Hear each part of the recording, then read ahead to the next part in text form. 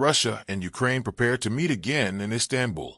There is a possibility that this negotiation will go beyond simple bilateral talks and lead to a trilateral summit that includes the United States. Direct negotiations between Russia and Ukraine are scheduled to take place in Istanbul, Turkey on the 15th local time. The Kremlin has announced that a Russian delegation will attend the negotiations, but has not disclosed the specific list of participants. On the 14th, Kremlin spokesman Dmitry Peskov said in a regular briefing, the Russian delegation will wait for the Ukrainian delegation in Istanbul on the 15th. However, when asked who was included in the delegation, he reserved his answer, saying, "We will disclose it when President Putin gives instructions." In effect, this means that the final personnel selection is up to President Putin.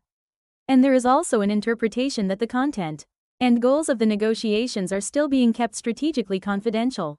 President Putin was the first to mention these negotiations. At a press conference on the 11th, he proposed a direct meeting between Russia and Ukraine in Istanbul, which is interpreted as the first practical diplomatic move from the Russian side.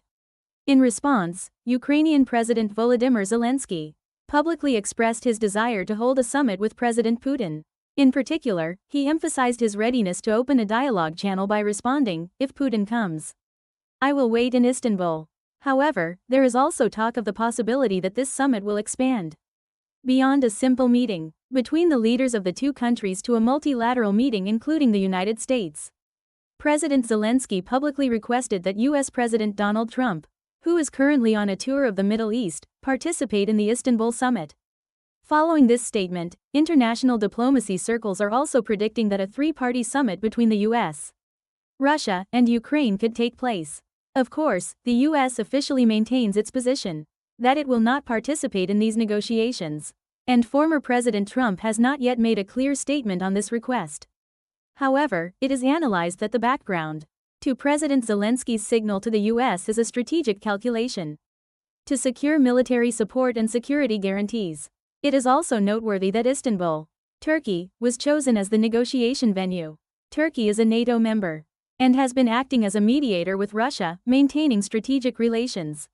It has also been the site of major diplomatic agreements in the past, including the Black Sea Grain Agreement between Russia and Ukraine. It is still unclear whether these negotiations will lead to any real results. However, the mere fact that the two sides are willing to sit down in person is seen as a signal that diplomatic channels behind the scenes may be opening up.